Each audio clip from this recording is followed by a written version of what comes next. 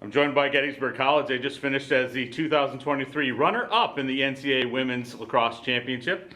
I have with us head coach Charlotte Cunningham, and she's flanked by attacker Jordan Basso and defender Lily Macatee. Coach, comment from you about today's game, please.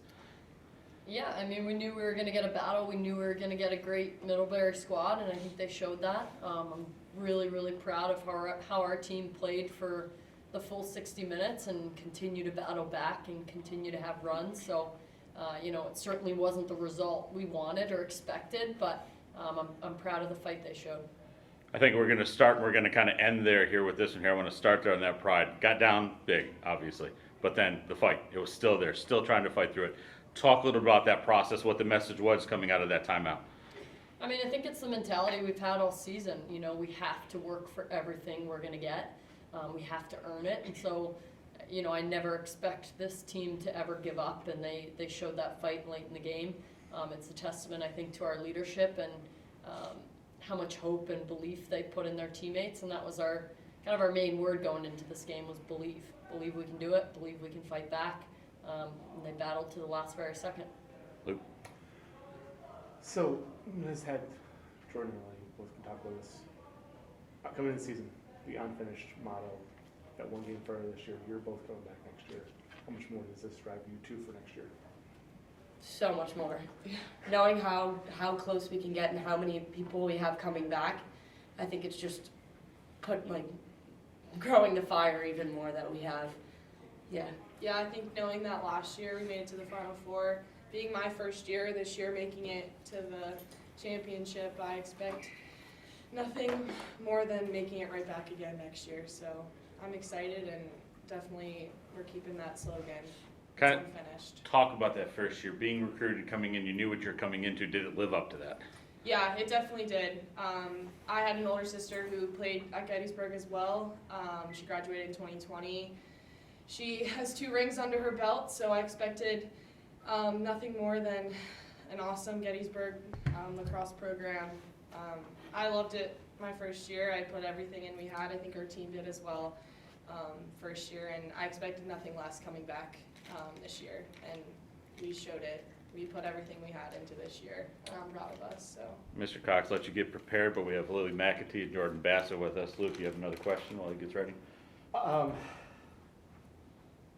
Lily, defense really kept the team in the game first. Talk about the way Jill played in the entire defense, in the first half especially. Gil always has her back. She's just an unstoppable brick wall. Last week she was Defensive Player of the Week. She's insane. I have so much trust in her. I have trust in every one of my teammates down there on defense.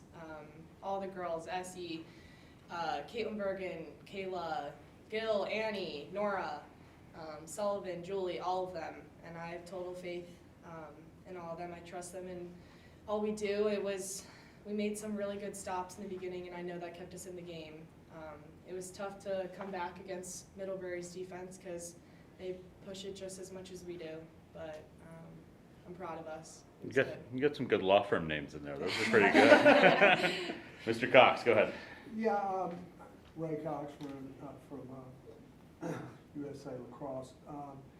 Congratulations on runner-up. I know you wished it was a better outcome, but I was just looking through your scores from this season, and you had a stretch very early in the season, I think you referred to yesterday or Friday, in which the losses all were low goal losses.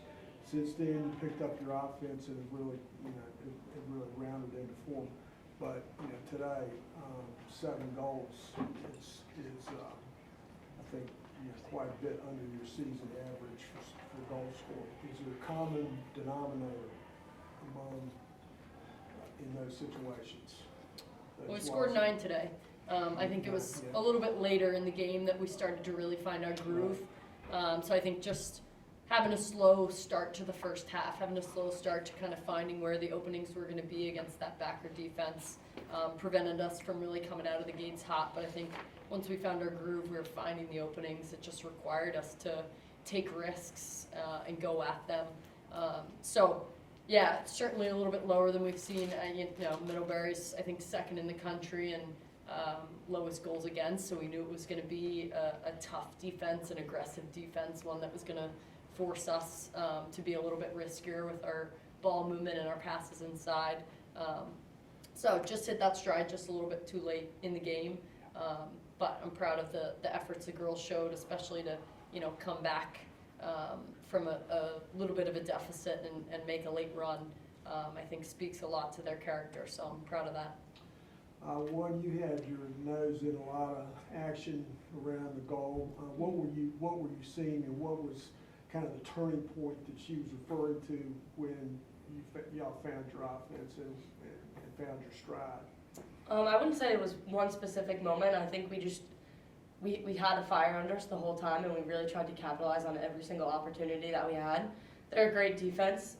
They came out hard, and I think once we learned how to score around it and like to really play Gettysburg lacrosse is when we found our groove. And just playing our game around them is when we could capitalize. Well, elaborate on that. When you say play our game, what specifically are you talking about? Well, Middlebury plays very similar to William Smith defense. So I think just taking what we learned from the William Smith game and really staying composed, working the ball hot and staying big around them is when we found the gaps in their defense. And say, coach or anybody, say a little bit more about your goalkeeper, because she had a nice day. She kept y'all in a lot of action. For sure, yeah. I think, you know, she's had some really, really big moments over the course of the NCAA tournament, and that's what you always hope for going into the tournament, is to have your goalie step up and have big moments. And she's done that hugely. We always commend her for being very steady and composed.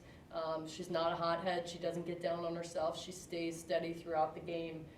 So having that kind of next shot mentality kept her in it and helped our defense really come up with some big stops that were transitioning down to goals on the other end. And talk a little bit about Middlebury's, just their overall athleticism and quickness and speed on the field, dealing with that. What was that like? I mean, I'll definitely say, I mean, they're a great program. They're a great team. I expected nothing more than a fight today. They gave it their all. The draw was fighty. It was feisty. I knew that's how it was going to be. They're a quick offense. I expected nothing less. They're a great team, and they gave us a game, and they deserve that. But I'm really glad we gave them a fight. Last question for me. I thought that the draw control was a big factor. Talk a little bit about that, please. Yeah, I think we've relied all season on being able to win the ball on the ground, 50-50 balls. We have a lot of fight when it comes to just being scrappy and getting the 50-50 ground ball. So the fact that they had their draw girl who was getting it to herself a little bit was a challenge early on. I think when Jordan went on there, she was able to really win it to herself a little bit more. So we kept switching things up on them, but that's always going to be, you know, a huge component of the game is winning possession. And I think them winning a lot of possessions certainly early on gave them that kind of kickstart. So we battled for it though. I think the second half we looked a lot better on the draw than the first. So making those changes, being able to adjust and have different people step up in big moments was important. Luke? Jordan, I'll give you a last softball here. Talk about your senior class and the leadership they provided. They're the best senior class I could ever have asked Hands for. down. They're incredible. Each and every one of them, no matter how much they get on the field or on the field, off the field, at practice, in the classroom, they just do it. They can do it all. And they have so much grace, so much composure. They're just incredible. I can't say enough good things about each and every one of them. Coach, final words go to you. Gush about your program, knowing that you've got the law firm of Basso and Macatee coming back to help you out. Talk a little about it. Yeah, you know, I think we had high expectations this year with that senior class and how, you know, huge they were in leading this team, not only as lacrosse players, but just as good people. And I think if we can carry that culture into next season, I have no doubt we have the talent returning, and I think the senior class that's going to rise up the challenge next year and to really step into the shoes that our seniors have. You know, they've set the bar high. They've set the bar high in terms of leadership. So returning great talent, returning really exceptional people. So I know we're going to set a high bar next year, and my hope is to be right back here next May. And I got to give you one more. First season in the lead chair. Talk about the experience. Oh, I mean, I've been absolutely blessed with incredible young women that I've been able to coach. They trusted me, they embraced me fully, and it made for a really seamless transition in getting to lead them. So I'm blessed to be in this position. You know, I owe a lot to Carol Cantelli and Barb Jordan, who taught me a lot in the 4 years I got to work with them, and just set, you know, a standard of excellence in leadership that I've tried to just kind of fall into as best I can.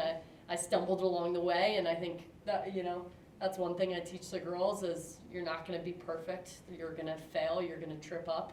But the ability to be imperfect and learn from it, I think, is one thing that I hope I taught these girls. So it was an awesome year. I'm excited for the next one. We're setting the bar just as high. Absolutely, you should. Coach, Lily and Jordan, thank you for joining me. Congratulations on being this year's runner-up. Thank you. Thank you very much.